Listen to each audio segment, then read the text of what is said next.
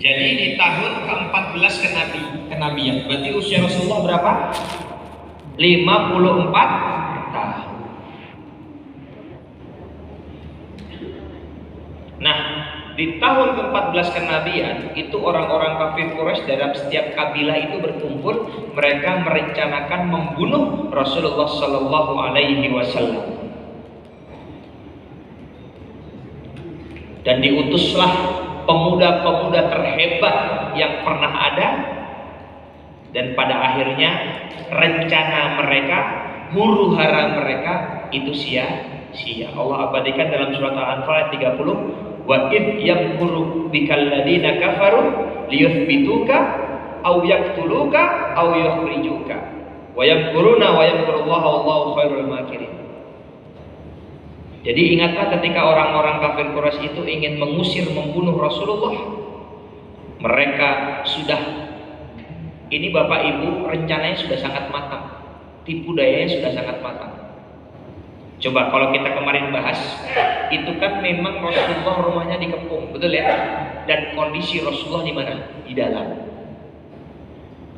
Jadi memang secara logika selesai. Tapi apa kata Allah? Wa yamkuruna wa yamkurullah wallahu khairul makirin.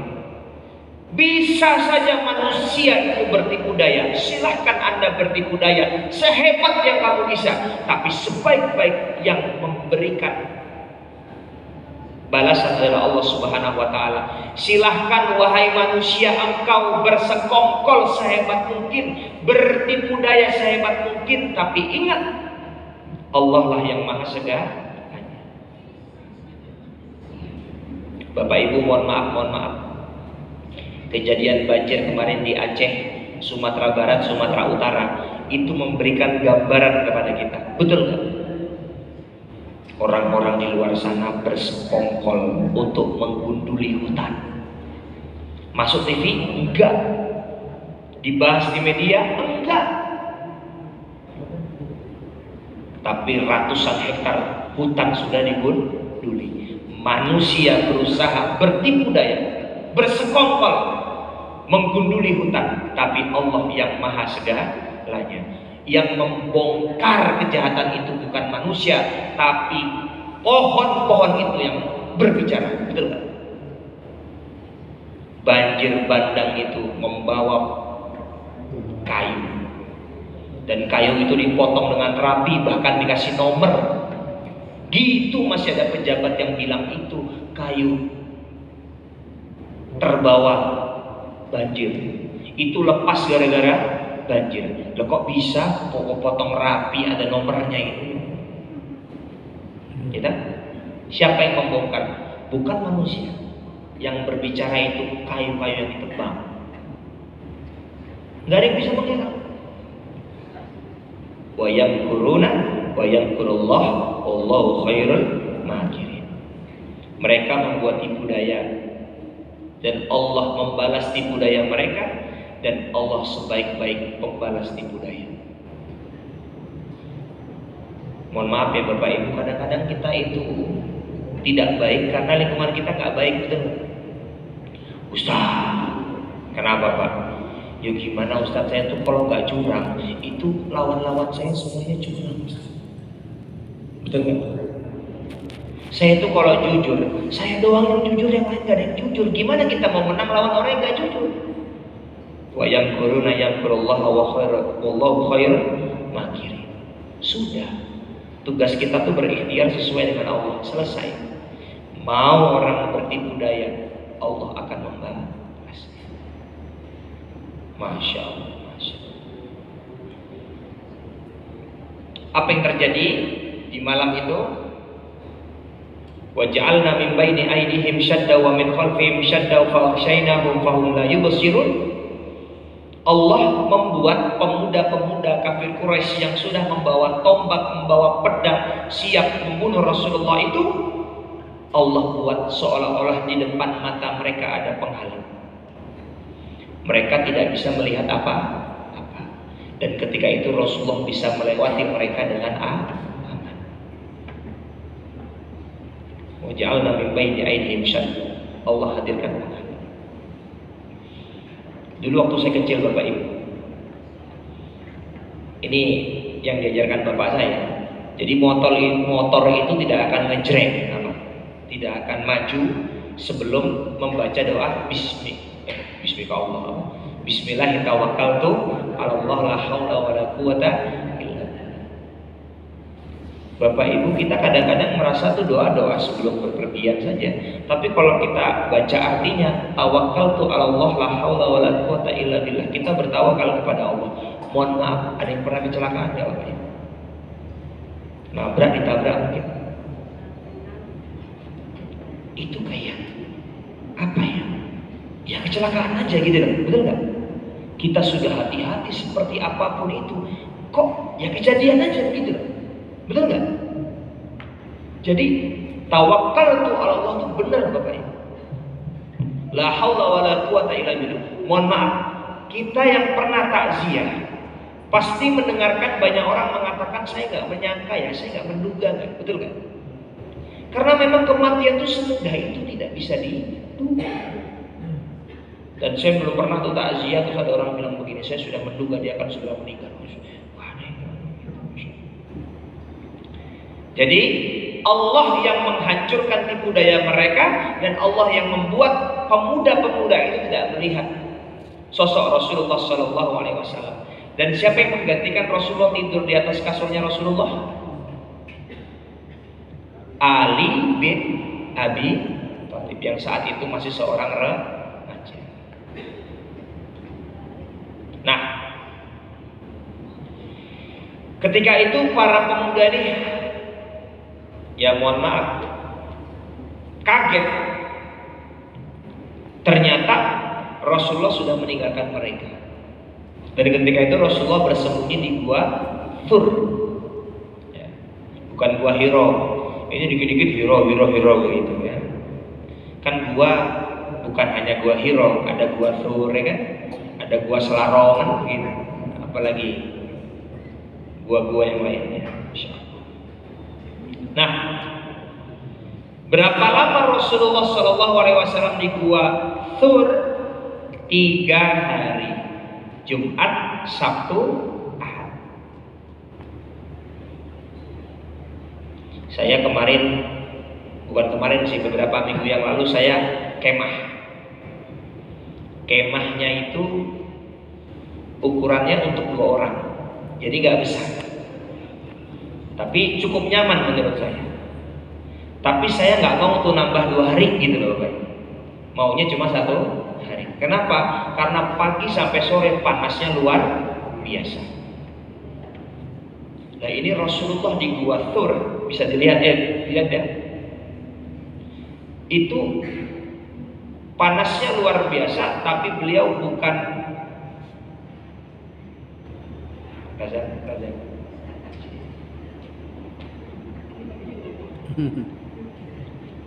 3 hari Bapak Ibu. Dan ada seorang sahabat namanya Amir bin Fuhairah, itu ditugaskan untuk menghapus jejak kaki Rasulullah. Dan beliau itu setiap pagi berangkat mengembala kambing. Dan dari susu kambing itulah Rasulullah bisa minum, makan selama 3 hari. Ya. Nah, tadi siapa yang tidur di kasur Rasulullah? Ali bin Abi Thalib. Otomatis ditangkap, dipukul, disiksa. Untuk apa? Membocorkan di mana tempat bersembunyi Rasulullah Shallallahu Alaihi Wasallam. Tapi tidak berhasil. Jadi Bapak Ibu, kasarnya Ali itu sudah mending saya meninggal dunia daripada saya harus membocorkan berita itu. Maka mereka langsung menemui Asma binti Abu Bakar. Siapa itu? Anaknya Abu Bakar As-Siddiq. Di mana ayahmu? Abu Jahal. Ya, itu menampar wajah Asma itu sampai antingnya lepas. Kemudian mereka memburu di setiap penjuru kota Mekah, Bahkan mengumumkan barang siapa yang berhasil menangkap Rasulullah baik hidup ataupun mati akan mendapatkan ganjaran 100 ekor unta. Tuh. Jadi situasi dan kondisi mencekam. Kenapa bersembunyi di Gua Thur? Karena kalau terus berjalan pasti ketangkap. Loh, yang ngejar kan pakai kuda. Rasulullah berjalan kaki pasti ketangkap. Bahkan dalam kisah yang sangat masyhur, Gua Thur itu kan kecil ya Bapak Ibu. Dalam sirah diriwayatkan, dikisahkan, jangankan untuk masuk, kita tuh cuma nengok ke bawah, itu kelihatan semua isi gua. Ya, jadi semua isi gua terlihat kalau kita bukan hanya masuk, tapi hanya melirik ke bawah.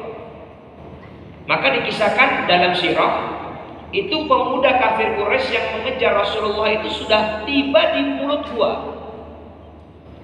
Tapi ada dua pertanda yang membuat mereka beri keyakinan tidak ada orang di dalam gua. Yang pertama apa? Ada jaring, laba-laba yang tidak rusak. Yang kedua ada apa? Burung yang bertengger. Logikanya kalau ada orang masuk, burungnya pasti kabur. Kalau ada orang masuk, jaringnya pasti rusak.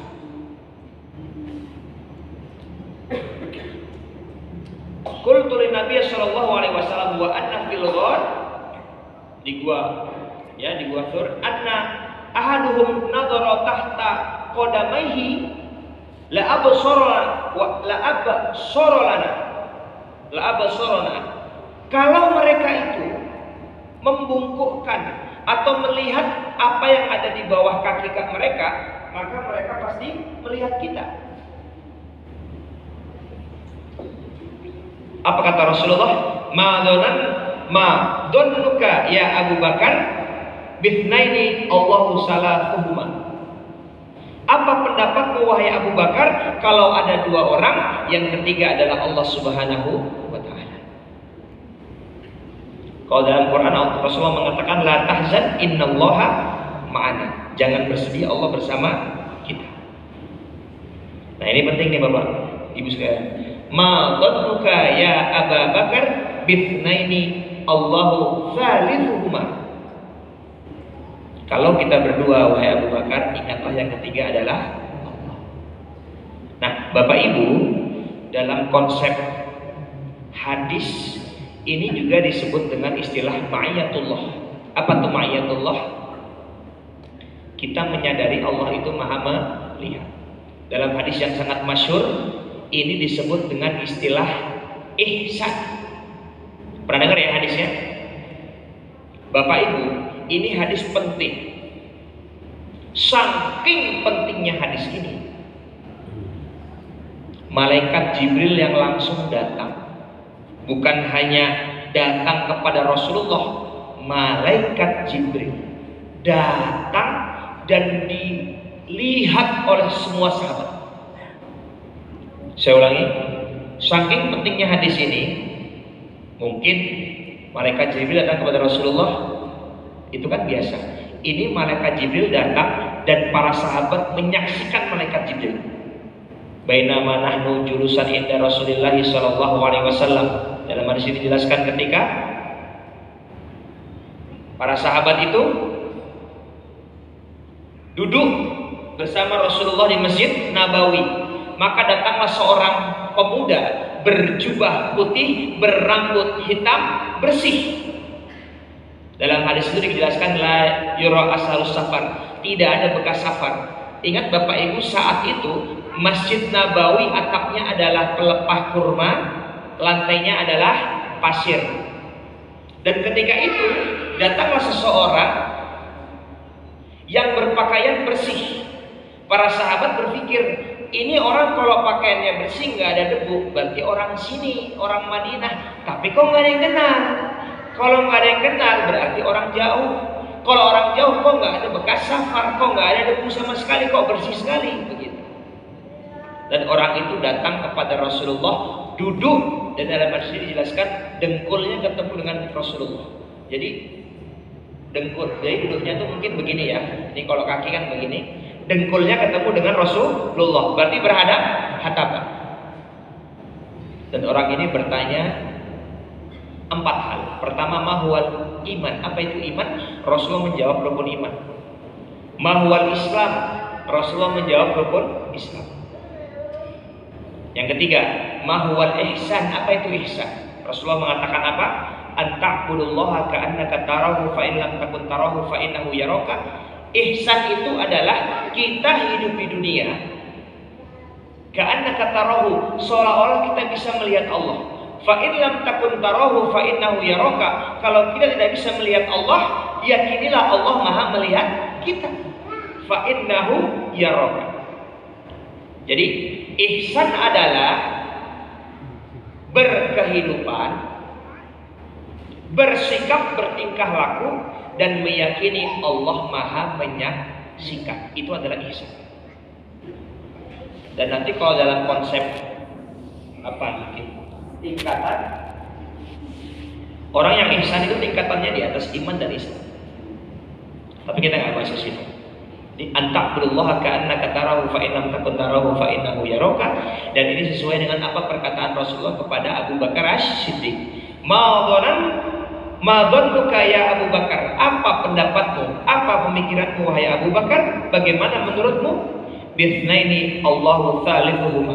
Kalau ada yang berdua, maka yang ketiga adalah Allah Subhanahu wa ta'ala. Nah, Bapak Ibu, setelah 3 hari bersembunyi, maka Rasulullah dan Abu Bakar melanjutkan perjalanan. Nah, sebelum kita lanjut, yuk kita bahas hadis yang sangat masyhur. Innamal a'malu binniyati wa innamal likulli imri'in ma nawa. Setiap amal tergantung pekerjaan, niatnya, dan setiap orang mendapatkan apa yang dia niatkan. Nah, hadis ini sebenarnya hadis yang membahas mengenai hijrah. Kita lanjutkan. Faman kana hijratuhu ilallahi wa rasulih fahijratuhu ilallahi wa rasulih. Barang siapa yang berhijrah karena Allah dan Rasulullah, maka dia akan mendapatkan Allah dan Rasulullah. Nah, Bapak Ibu, hadis ini menjelaskan kepada kita ada 2 hal yang paling merusak niat.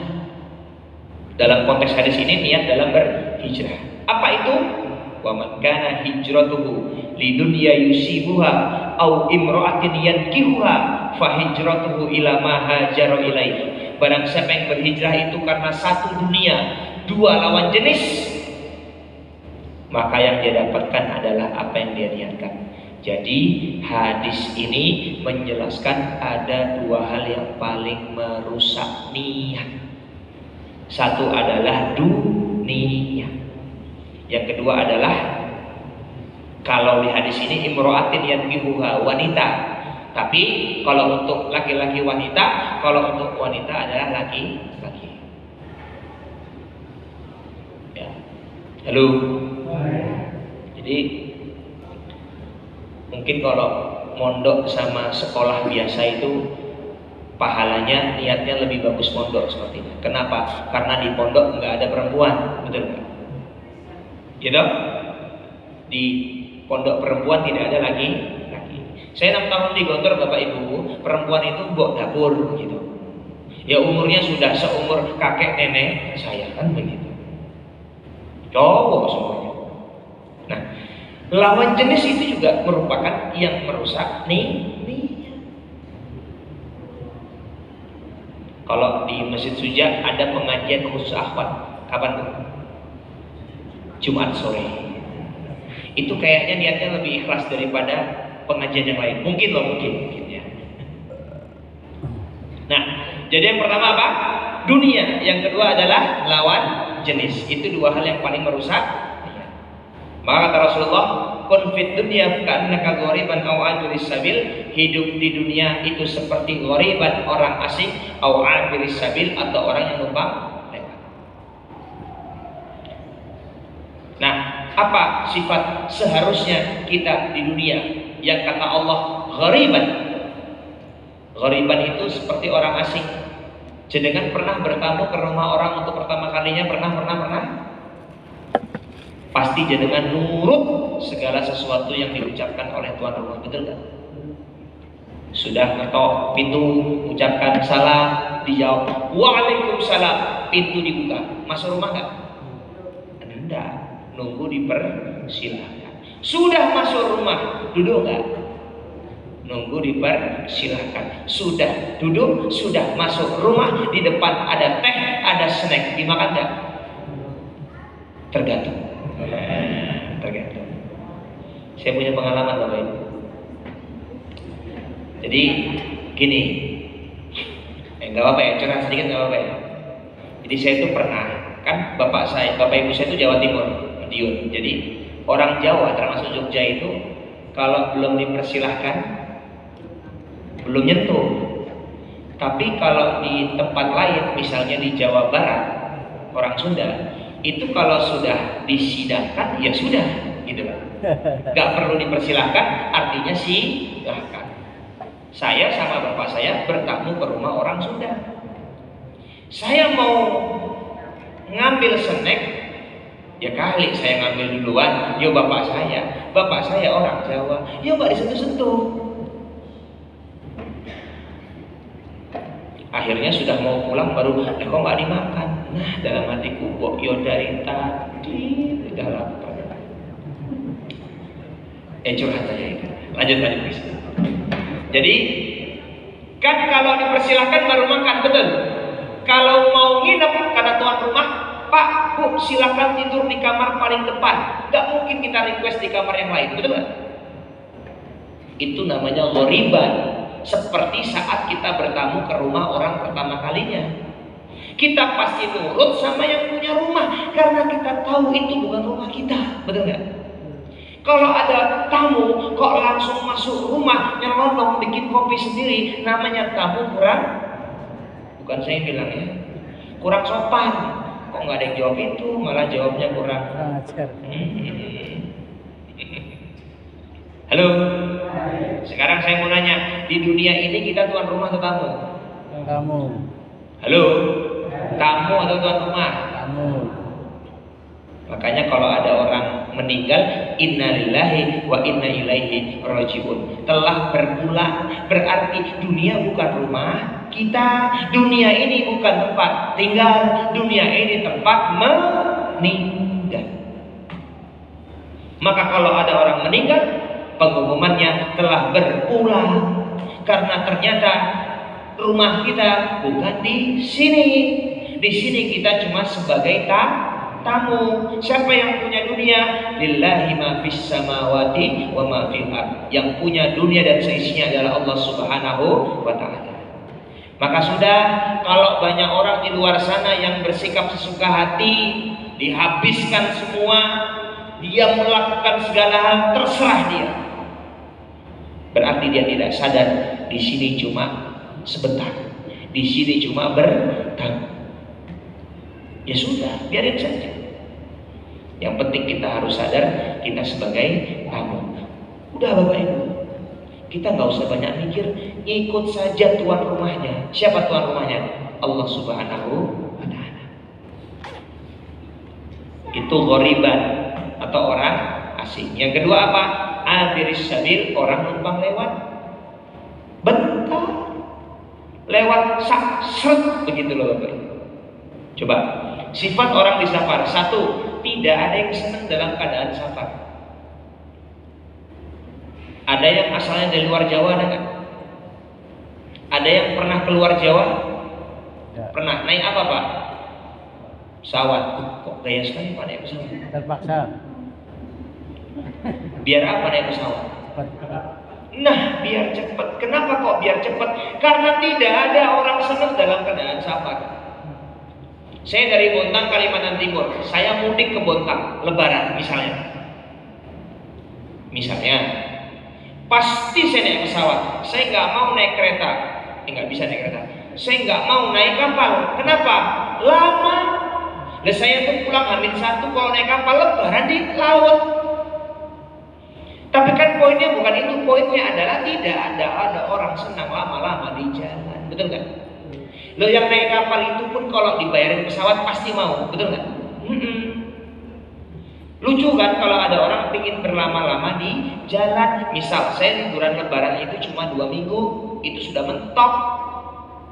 Ustaz naik apa? Mau jalan kaki, biar apa? Seminggu di jalan, seminggu pulang. Kan aneh, betul tidak? Nah, pun sama seperti itu, aneh kalau ada orang pengen lama-lama di dunia. Halo? Pengen panjang umur atau? Siapa yang pengen panjang umur angkat tangan?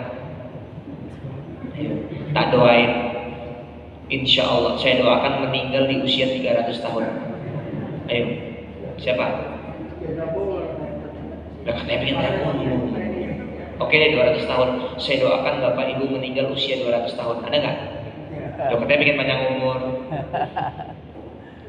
Jadi pengen panjang atau pendek? Terserah Allah. Tapi hikmah dari ka'annaka ghoriban aw abiri sabil, ternyata hidup itu cuma sebentar, numpang. Yang kedua, mereka memahami mereka pergi hanya sebentar, maka tidak semua bisa dibawa. Yang bisa dibawa hanya in qata'a anhu amaluhu illa min salasin. Apa? Sedekah jariyah, ilmu yang bermanfaat, anak yang soleh dan Ya, lanjut. Maka ad-dunya sijnul mu'min. Dunia itu kadang-kadang seperti penjara bagi orang beriman. Dan jannatul kafir, surga bagi orang-orang kafir. Halo.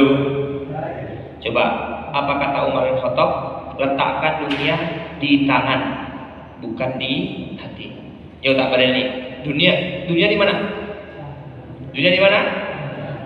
Bukan di. Berarti yang bisa bikin sakit hati dunia atau akhirat?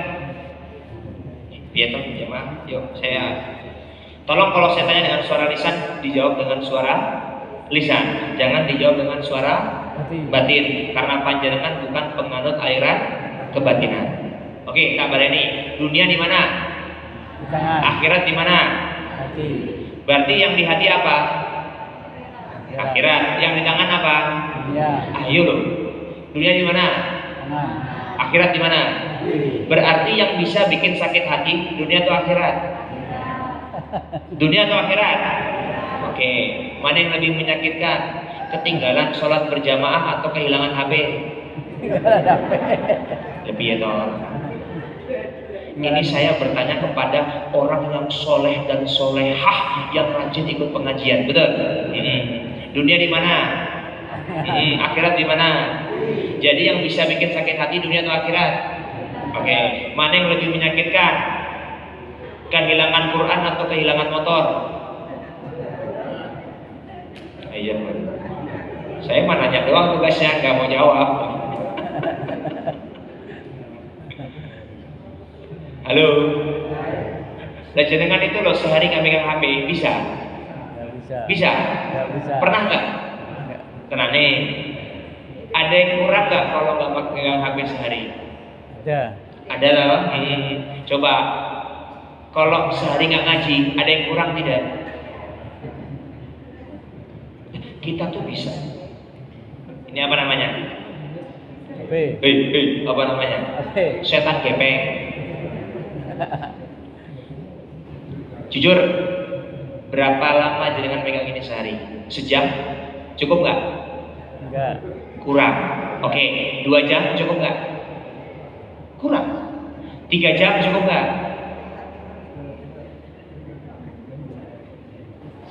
Nah, kita megang Quran berapa lama? Ada yang megang Quran sejam? Jam udah ngantuk. Masya Allah, Masya Allah. Kok bisa kita baca ini berjam-jam sehari, baca Quran 15 menit aja? Ustaz, 2026 gitu loh, Qurannya ada di betul. Coba jangan baca Quran di HP. Bismillahirrahmanirrahim. Klik, WA masuk. Yang dibuka WA-nya atau Qurannya? Usikum wa iyai. Jadi kata Rasulullah, perbedaan dunia akhirat itu bagaikan saat kita pergi ke pantai. Dan orang Jogja ini kalau jalan-jalan nggak tanggung-tanggung langsung keluar negeri, betul nggak? Ke Paris alias Parang. Kita tuh kalau pergi ke pantai Parangtritis, kita celupkan tangan kita ke dalam lautan, kita angkat tangan kita. Apa kata Rasulullah? Nikmat dunia bagaikan air yang menetes dari tangan kita, dan nikmat akhirat bagaikan lautan yang kita nggak tahu ujungnya sampai mana. Saya ulangi, nikmat dunia bagaikan apa? Air yang menetes dari tangan kita, dan nikmat akhirat bagaikan lautan yang kita nggak tahu ujungnya sampai mana. Jangan sampai kita setiap hari itu ngejar nikmat yang setetes itu loh, kita lupa mengejar yang. Mudah-mudahan kita berangkat ke masjid ngaji ini karena kita mau mengejar yang lautan itu, nggak mau mengejar yang tes itu, betul tidak? Halo, hai, Halo. halo, hai. Hai, halo. Coba lihat, ngejar dunia itu seperti itu Bapak Ibu, gak akan dapat. Itu semakin dia kencang berlari, ya semakin kencang juga duitnya lari, itu betul.